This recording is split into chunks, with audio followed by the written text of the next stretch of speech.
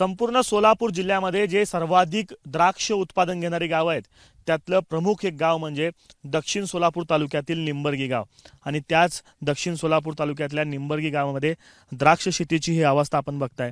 भीषण पाणी टंचाई यंदाच्या वर्षी सोलापूर जिल्ह्यात जाणवते आणि त्यामुळं द्राक्ष बागांची अवस्था अशा पद्धतीने झालेली आहे। खरं तर दरवर्षी निंबर्गी गावातून जो द्राक्ष प्रक्रिया होऊन बेदाणा बनतं, बेदाण्यानंतर सोलापूरच्या मार्केट कमिटीमध्ये सर्वाधिक भाव ज्या बेदाण्याला मिळतं त्या निंबर्गी गावातल्या द्राक्ष शेतीमध्ये आपण आता सध्या आहोत आणि आपण या ठिकाणी अवस्था बघताय। माझ्यासोबत द्राक्ष बागायतदार शेतकरी आहेत। मला सांगा साहेब, दरवर्षी तुमच्या गावातून हजारो टन माल जो आहे तो बेदाणाहून बाजारात जात असतो, यंदाच्या वर्षीची काय परिस्थिती आहे? यंदा पाऊस कमी असल्यामुळे फळ छाटणी झाल्यानंतर द्राक्षाच्या छाटण्याच होऊ शकल्या नाहीत, त्यामुळे पुढच्या वर्षीच्या हंगामामध्ये ह्याचा मोठा फटका शेतकऱ्यांना बसणार नाही।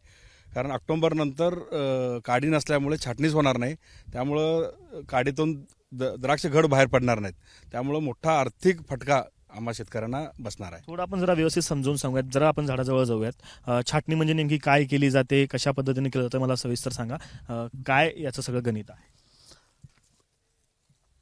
मार्च एप्रिलमध्ये इथून द्राक्ष काढल्यानंतर एप्रिल छाटणी म्हणजे इथून आम्ही द्राक्ष हे कटिंग करतो, इथून पूर्ण नवीन पालवी फुटून एप्रिलमध्ये काडी तयार होते व आज एप्रिलमध्ये त्या काडीमध्ये छोटी द्राक्षाचा गर्भधारणा होते।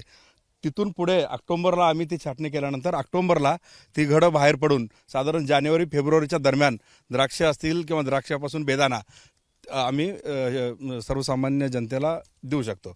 परंतु या काडीची छाटणीच न झाल्यामुळे, कारण छाटणी केली असता द्राक्ष वेलीला पाण्याची गरज भरपूर असते, पाणीच कुठल्याही शेतकऱ्याकडे उपलब्ध नसल्यामुळे बोर विहीरचं पाणी पूर्ण आटलंय, कॅनलला सुद्धा पाणी आलं नाही, प्रशासन सुद्धा आमच्याकडे बघत नाही, त्यामुळे कॅनलला सुद्धा पाणी आलं नाही।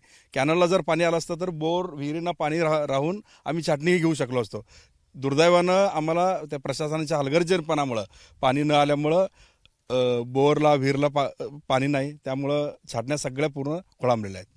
तर एप्रिल आणि मे हे 2 महिने जे ते द्राक्ष बागायतदारांसाठी अतिशय महत्त्वाचे समजले जातात, त्या काळात महत्त्वाचं पाणी लागत असतं। काय महत्त्वाचे 2 महिने आहेत आणि जर या 2 महिन्यात पाणी नसेल तर त्याचे परिणाम कसे होतात? एप्रिल छाटल्यानंतर द्राक्ष वेलीस नवीन पालवी फुटून येण्याकरता पाण्याची गरज अत्यंत जास्त असते।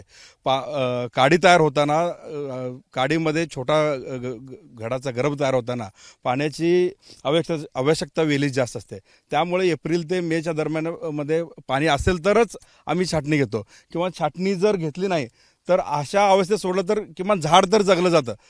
छाटणी घेतली आणि पाणी जर पूर्ण गेलं तर पूर्ण झाड वाळून जाण्यापेक्षा अशा सुप्त अवस्थेमध्ये सोडल्यास या वर्षीचा फक्त आम्हाला फटका बसतो, किंवा जर झाडच पूर्ण वाळून गेलं तर एकरी 5 ते 6 लाख रुपये खर्च करून पुन्हा लागवडीचा खर्च मोठा, तो कसा फेडायचा हा प्रश्न आमच्यापुढे मोठा आहे।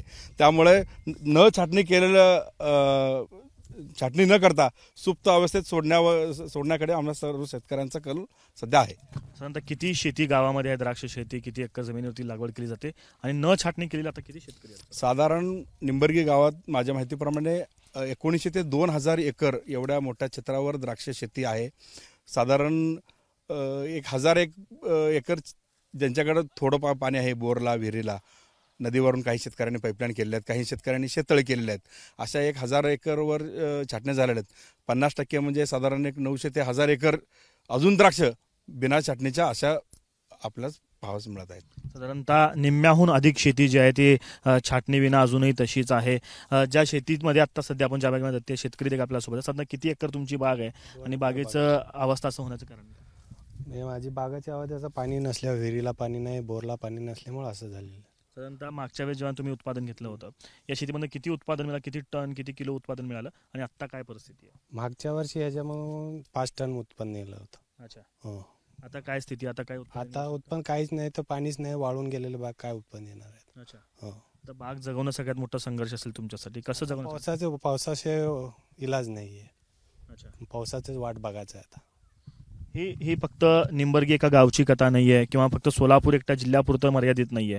राज्यात तुम्ही कुठेही गेलात तर हजारो गावं आहेत जे पाण्याची प्रतीक्षेविना थांबलेले आहेत। मुंबई पुण्यात तुम्ही राहत असाल तर शॉवरनं आंघोळ करत असाल, प्रचंड पाणी तिथं आत्ता आहे, 24 तास पाणी पुरवठा होतोय, मात्र गावाकडचा जो शेतकरी आहे, बळीराजा आहे, तो चातकाप्रमाणे या पाण्याची वाट बघतोय, पावसाची वाट बघतोय.